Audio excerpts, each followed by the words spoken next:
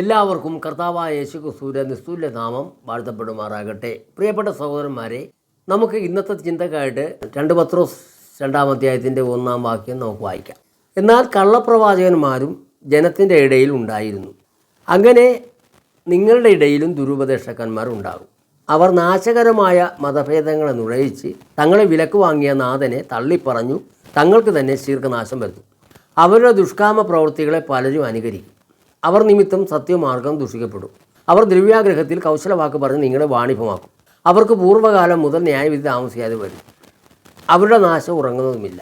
പ്രിയപ്പെട്ട സഹോദരന്മാരെ, ഈ അധ്യായത്തിൽ നിന്നും ഈ 1 മുതലുള്ള ഭാഗം വായിക്കുവാൻ ഉണ്ടായ കാരണം, ഇന്നത്തെ നമ്മുടെ കൂട്ടായ്മകളും സഭകളും ആഗോളതലത്തിലുള്ള എല്ലാ സഭകളുടെയും പോക്ക് അല്ലെങ്കിൽ ആത്മീയ കാഴ്ചപ്പാട് വലിയ നാശത്തിലേക്കാണ് നമ്മൾ പോയിക്കൊണ്ടിരിക്കുന്നത്. ഇന്ന് സഭകളിൽ വളരെ പ്രധാനമായും കടന്നു കയറിയിരിക്കുന്ന ഒരു ഉപദേശം എന്ന് പറയുന്നത് ട്രിനിറ്റിയാണ്. ട്രിനിറ്റി എന്നുള്ള ഉപദേശം അത് വിശുദ്ധ ബൈബിളിൻ്റെ ഉപദേശമല്ല. അത് ത്രിയേക ദൈവം എന്നുള്ളൊരു വ്യവസ്ഥ ഈ കൃപയിൽ നിന്ന് വീണുപോയ, ഉപദേശത്തിൽ നിന്ന് മാറിപ്പോയ ആ സഭകളാണ് ഇന്ന് ഈ ട്രിനിറ്റിയെ വലിയ ഒരു ഉപദേശമാക്കി മാറ്റിക്കൊണ്ടിരിക്കുന്നത്. അപ്പോൾ ഇന്നത്തെ ഈ കാലഘട്ടത്തിൽ നമ്മളത് ശരിക്കും ഒന്ന് മനസ്സിലാക്കണം. നമുക്ക് അതിനു വേണ്ടിയാണ് നമ്മൾക്ക് ഇന്ന് 2 പത്രോസ് 2-ാം അധ്യായത്തിൻ്റെ 1 മുതൽ നമ്മൾ വായിച്ചത്. നമുക്കതെന്താണെന്ന് നോക്കാം. എന്നാൽ കള്ളപ്രവാചകന്മാരും ജനത്തിൻ്റെ ഇടയിൽ ഉണ്ടായിരുന്നു. അങ്ങനെ നിങ്ങളുടെ ഇടയിലും ദുരുപദേഷ്ടന്മാരുണ്ടാകും. ഇപ്പോൾ നമ്മൾ വളരെ സൂക്ഷിക്കണം. നമ്മുടെ ഇടയിലും ദുരുപദേഷ്ടന്മാരുണ്ടാകുമെന്ന് നേരത്തെ അപ്പോസ്തലനായ പത്രോസ് പറഞ്ഞിരിക്കുകയാണ്. അപ്പോൾ നമ്മളതൊന്ന് സൂക്ഷിക്കണ്ടേ? ഓക്കെ. അവർ നാശകരമായ മതഭേദങ്ങളെ നുഴയിച്ചു. അപ്പോൾ കറക്റ്റായി വന്നു. നമ്മുടെ ഇടയിലും ദുരുപദേഷ്ടന്മാർ വന്നു. അവർ നാശകരമായ മതഭേദങ്ങളെ നുഴയിച്ചു എന്ന് പറഞ്ഞാൽ മതഭേദങ്ങളാണ് ഇന്ന് സഭകളിൽ നടക്കുന്നത്. കത്തോലിക്ക സമുദായത്തിലെ പാട്ടുകുർബാനയാണ് ഇന്ന് നമ്മുടെ പെന്തിക്കോസിൽ പാട്ടുകുർബാന വന്നിരിക്കുന്നത്. പാട്ടുകുർബാനയ്ക്ക് പകരം ആരാധന എന്നാണ് നമ്മൾ പറയുന്നത്. പക്ഷേ ആരാധന അല്ല. ആരാധന എന്താണെന്ന് നമ്മൾ മനസ്സിലാക്കണമെന്നെങ്കിൽ അപ്പോസ്തലപ്രവൃത്തി 2-ാം അധ്യായം നമ്മളൊന്ന് വായിച്ചു നോക്കണം. അവിടെ എന്താ പറഞ്ഞിരിക്കുന്നത്? ഇനി അത് ഒന്നുകൂടി ക്ലാരിറ്റി വരുത്തണമെന്നെങ്കിൽ നമ്മൾ FSC ലേഖനം 5:18 നമ്മളൊന്ന് വായിച്ചു നോക്കണം. അവിടെ വ്യക്തമായിട്ട് പറഞ്ഞു. അപ്പോൾ ഈ 2 ഭാഗങ്ങൾ നമ്മൾ വായിക്കുമ്പോൾ നമുക്ക് മനസ്സിലാവും ഇന്ന് നടക്കുന്നത് ആരാധനയല്ല, ഇന്ന് നടക്കുന്നത് പള്ളിയിലെ പാട്ടുകുർബാനയാണ് എന്ന് മനസ്സിലാവും. കാരണം എന്താ? നമുക്കൊന്ന് വായിക്കാം. അപ്പോസ്തലപ്രവൃത്തി 2-ാം അധ്യായത്തിൻ്റെ 42-ാം വാക്യത്തിലാണ്, അവർ അപ്പോസ്തലന്മാരുടെ ഉപദേശം കേട്ടും കൂട്ടായ്മ ആചരിച്ചു, അപ്പം നുറുക്കിയും പ്രാർത്ഥന അടിച്ചും പോകും. 43 മുതൽ വായിക്കുമ്പോൾ നമുക്ക് ശരിയായ രീതിയിൽ മനസ്സിലാക്കാൻ പറ്റും. എല്ലാവർക്കും ഭയമായി. അപ്പോസ്തലന്മാരാൽ ഏറിയ അത്ഭുതങ്ങളും അടയാളങ്ങളും നടന്നു. വിശ്വസിച്ചവർ എല്ലാവരും ഒരുമിച്ചിരുന്ന് സകലവും പൊതുവക എന്ന് എണ്ണുകയും ജന്മഭൂമികളും വസ്തുക്കളും വെച്ച് അവനവൻ ആവശ്യമുള്ളതുപോലെ എല്ലാവർക്കും പങ്കിടുകയും ഒരുമനപ്പെട്ട് ദിനം പ്രതി ദേവാലയത്തിൽ കൂടി വരികയും വീട്ടിൽ അപ്പം നുറുക്കിക്കൊണ്ട് ഉല്ലാസവും ഹൃദയപരമാർത്ഥവും പൂണ്ട് ഭക്ഷണം കഴിക്കുകയും ദൈവത്തെ സ്തുതിക്കുകയും സകല ജനത്തിൻ്റെയും കൃപ അനുഭവിക്കുകയും ചെയ്ത് കർത്താവ് രക്ഷിക്കപ്പെടുന്നവരെ ദിനം പ്രതി സഭയോട് ചേർത്തുകൊണ്ടിരുന്നു. അവിടെ ഈ വ്യക്തമായിട്ട് പറയും, എല്ലാവർക്കും ഭയമായി. അപ്പോസ്തലന്മാരാൽ ഏറിയ അത്ഭുതങ്ങളും അടയാളങ്ങളും നടന്നു. ഇന്ന് നടക്കുന്നുണ്ടോ? ഇന്ന് എവിടെ നടക്കുന്നുണ്ട്? ഇന്ന് എന്തു ഭയമുണ്ട്? ഒന്നുമില്ല. ഇനി അടുത്തത്, വിശ്വസിച്ചവർ എല്ലാവരും ഒരുമിച്ചിരുന്ന് സകലവും പൊതുവക എന്നെണ്ണി. ഇന്ന് നടക്കുന്നുണ്ടോ? ഇന്ന് അവനവനുള്ളത് അവനവൻ്റെതല്ലേ? അല്ലേ? ഇന്ന് അവനവൻ്റെതല്ലേ? ഇനി അവനെ അല്ലാത്തത് വിദേശത്തു നിന്ന് വന്നാലോ? കൈ കിട്ടുന്നവൻ അവൻ്റെ കയ്യിൽ എടുക്കുകയല്ലേ ചെയ്യുന്നത്? അവൻ ആർക്കെങ്കിലും കൊടുക്കുന്നുണ്ടോ? അവൻ വലിയ വീട് പൊളിച്ച് വെച്ച് ബംഗ്ലാവ് പണിയുന്നു. അവൻ വലിയ വാഹനങ്ങൾ വാങ്ങിക്കുന്നു. അവൻ്റെ മക്കൾ ഉന്നത പഠനത്തിന് വിദേശത്ത് പോകുന്നു. അവനും അവൻ്റെ കുടുംബവും രക്ഷപ്പെടുന്നു. സത്യമാണോ? ഇതാണ് നടക്കുന്നത്. ഇന്ന് അതല്ലേ നടക്കുന്നത്? ഇതിനകത്ത് എഴുതിയിരിക്കുന്ന വല്ലതും നടക്കുന്നുണ്ടോ? ഒരുമനപ്പെട്ട് ദിനം പ്രതി ദേവാലയത്തിൽ കൂടി വരികയും വീട്ടിൽ അപ്പം നുറുക്കുന്നുണ്ടോ? ഇന്ന് കത്തോലിക്ക സമുദായത്തിലെ കുർബാന പോലെ, ആ കുർബാനക്ക് ഓസ്തി കൊടുക്കുന്നത് പോലെയല്ലേ ഇന്നത്തെ പെന്തിക്കോസ് ആലയത്തിൽ വെച്ച് സഭായോഗം, ആ സഭായോഗത്തിൻ്റെ നടുവിലല്ലേ അപ്പോൾ വീഞ്ഞു കൊടുക്കുന്നത്? മനസ്സിലായോ? അപ്പോൾ മതഭേദമല്ലേ? കത്തോലിക്ക സമുദായത്തിലെ പാട്ടുകുർബാനയും അവിടുത്തെ ഓസ്തി കൊടുപ്പുമല്ലേ ഇവിടെ നടക്കുന്നത്? വലിയ വ്യത്യാസമുണ്ടോ? ഇത് പത്രോസ് പറഞ്ഞതല്ലേ? ഇതാണ് ഇന്ന് നടക്കുന്നത്. അത് മനസ്സിലാക്കണം. ഇനി അടുത്തത്, വീട്ടിൽ അപ്പം നുറുക്കിക്കൊണ്ട് ഉല്ലാസവും ഹൃദയപരമാർത്ഥവും കൊണ്ട് ഭക്ഷണം കഴിക്കുകയും ദൈവത്തെ സ്തുതിക്കുകയും സകല ജനത്തിൻ്റെ കൃപ അനുഭവിക്കുകയും ചെയ്ത്. ഇന്ന് ഏത് ജനത്തിൻ്റെ കൃപയാണ് അനുഭവിക്കുന്നത്? ഏതെങ്കിലും ഒരു വിശ്വാസ കോളത്തിൽ വന്നിരിക്കുന്ന 150, 100, 50 പേരോ കൂടി വരുന്നിടത്ത് ആർക്കെങ്കിലും ദൈവകൃപയുണ്ടോ? ഏതെങ്കിലും ഒരു മനുഷ്യൻ്റെ ദൈവകൃപ അനുഭവിക്കുന്നുണ്ടോ? നമ്മൾ മനസ്സിലാക്കണം. ഇനി അടുത്തത്, കർത്താവ് രക്ഷിക്കപ്പെടുന്നവർ ദിനംപ്രതി സഭയോട് ചേർത്തുകൊണ്ടിരിക്കുന്നു എന്നാണ് അവിടെ പറയുന്നത്. ഇന്ന് ആരോടാണ് സ്വർഗത്തിലെ സഭയോട് ചേർന്നുകൊണ്ടിരിക്കുന്നത്? ആരെ ചേർത്തുകൊണ്ടിരിക്കുന്നു? ഇന്ന് പറഞ്ഞിരിക്കുന്നത് എന്താണ്? ഉഷവാനുമല്ല ശീതവാനുമല്ല ശീതോഷവാന എൻ്റെ വായു നൂണുകളെയും എന്ന് പറഞ്ഞിരിക്കുന്ന പാട്ട് എങ്ങനെയാണ് നമുക്ക് ഒന്ന് മനസ്സിലാക്കുക. ഇനി FSC ലേഖനം നമുക്ക് 5-ാം അധ്യായം എടുക്കാം. FSC ലേഖനം 5-ാം അധ്യായത്തിൽ എന്താ പറഞ്ഞിരിക്കുന്നത് ഒന്ന് നോക്കൂ. FSC 5:18 ഞാൻ വായിക്കുകയാണ്. വീഞ്ഞു കുടിച്ച് മത്തരാകരുത്, അതിനാൽ ദുർനടപ്പുണ്ടാകുമല്ലോ.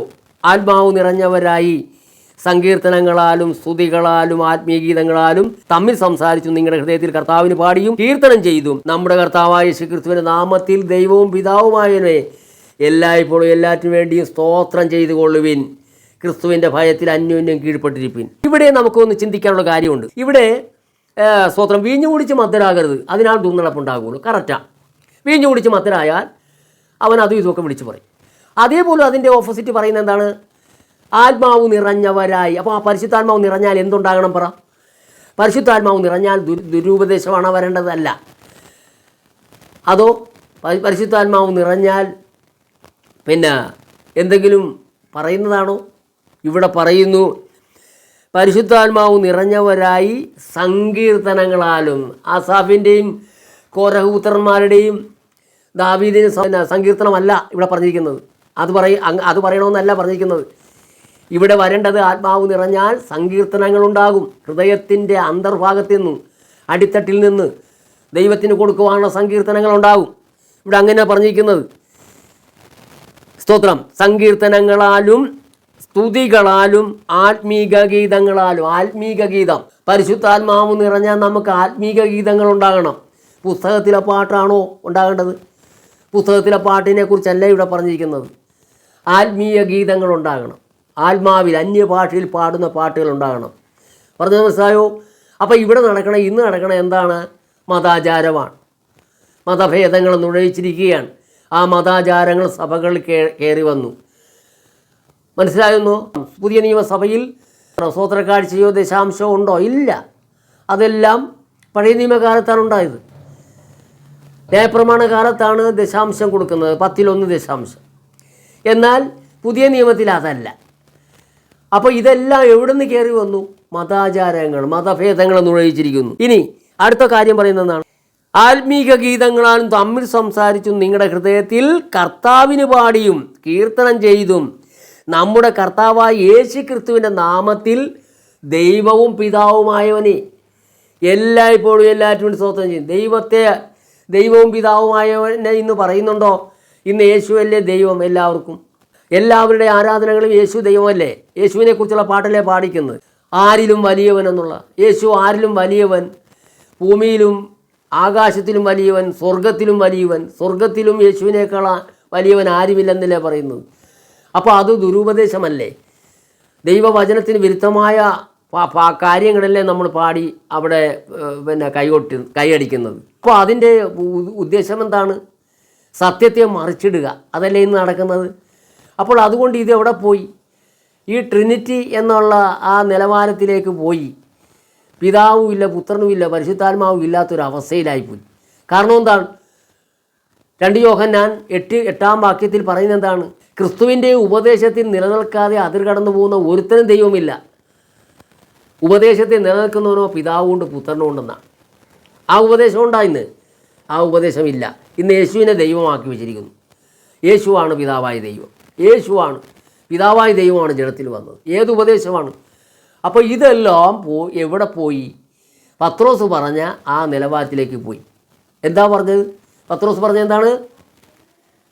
അവർ മതഭേദങ്ങളെ നുഴയിച്ച് നിങ്ങളെ വാണിഭമാക്കും. ഈ അടുത്ത എന്താണ് പറഞ്ഞിരിക്കുന്നത്?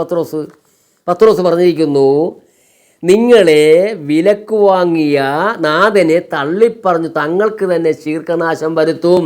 അവരുടെ ദുഷ്കാമ പ്രവൃത്തികളെ പലരും അനുകരിക്കും. അവർ നിമിത്തം സത്യമാർഗം ദുഷിക്കപ്പെടും. അവർ ദ്രവ്യാഗ്രഹത്തിൽ കൗശലവാക്ക് പറഞ്ഞ് നിങ്ങളെ വാണിഭമാക്കും. സഭായോഗത്തിൽ ചെന്ന് പറഞ്ഞാൽ എന്താ പറയും? കൊടുപ്പേ നിങ്ങൾക്ക് കിട്ടും. എന്ത് കൊടുക്കാനാണ് പറഞ്ഞിരിക്കുന്നത്? പണം കൊടുക്കണമെന്നാണ് പറഞ്ഞിരിക്കുന്നത്. നിങ്ങളുടെ കയ്യിലിരിക്കുന്ന വലിയ നോട്ടിട്ടോ നിങ്ങൾക്ക് കിട്ടും. അപ്പോൾ ഇതെല്ലാം ദ്രവ്യാഗ്രഹത്തിനെ കൗശലമാക്കുകയാണ്. പക്ഷെ അവിടെ വചനം പറഞ്ഞു കൊടുക്കുന്നുണ്ടോ? അവിടെ നിങ്ങളൊന്നും കൊടുക്കണമെന്ന് ആരും പറഞ്ഞ് പഠിപ്പിക്കണ്ട. ഗലാത്യ ലേഖനം 6-ാം അധ്യായത്തിൻ്റെ 6-ാം വാക്യത്തിൽ വ്യക്തമായിട്ട് പറഞ്ഞിട്ടുണ്ട്. വചനം പഠിപ്പിക്കുന്നവന് എല്ലാ നന്മയിലും ഓഹരി കൊടുക്കണമെന്ന്. വചനം പഠിപ്പിച്ച പഠിക്കുന്നവന് എല്ലാ നന്മയിലും ഓഹരി കൊടുക്കും. അതാണ് കർത്താവും അപ്പോസ്തലന്മാരും പറഞ്ഞിരിക്കുന്നത്. അല്ലാതെ ഇവിടെ നേർച്ചപ്പെട്ട് വെച്ചിട്ട് അതിനകത്ത് കൊണ്ടൊന്നും ഇടാനല്ല പറഞ്ഞിരിക്കുന്നത്. അതെല്ലാം മതാചാരങ്ങളാണ്. അപ്പോൾ പത്രോസ് എന്ത് പറഞ്ഞിരിക്കുന്നു? അതേ നടന്നു. അവർ നാശകരമായ മതഭേദങ്ങളെ നുഴയിച്ച് തങ്ങളെ വിലക്ക് വാങ്ങിയ നാഥനെ തള്ളിപ്പറയും. കർത്താവായ യേശു ക്രിസ്തുവിനെ 1-ാം നൂറ്റാണ്ടിന് ശേഷം തള്ളിക്കളഞ്ഞിരിക്കുന്നു. ക്രിസ്തു ഇന്ന് സഭയിലില്ല. ക്രിസ്തു സഭയിൽ നിന്ന് വെളിയിലാണ്. ഇന്ന് സഭയുടെ വാതിക്കന്ന് മുട്ടുന്നു എന്നാണ് വെളിപ്പാട് പുസ്തകം 3-ാം അധ്യായത്തിൽ പറയുന്നത്. യോഹന്നാൻ എഴുതിയ വെളിപ്പാട് പുസ്തകത്തിൽ കർത്താവായ യേശു ക്രിസ്തുവിൻ്റെ വെളിപ്പാടാണ്. അത് യോഹന്നാൻ പകർന്നു കൊടുത്തെന്നാണ് അവിടെ പറയുന്നത്. അത് യോഹന്നാൻ എഴുതി വെച്ചിരിക്കുന്നു. എന്തെന്നാണ് എഴുതി വെച്ചിരിക്കുന്നത്? കർത്താവ് ഇപ്പോൾ സഭയുടെ വെളിയിരുന്ന് മുട്ടുന്നു.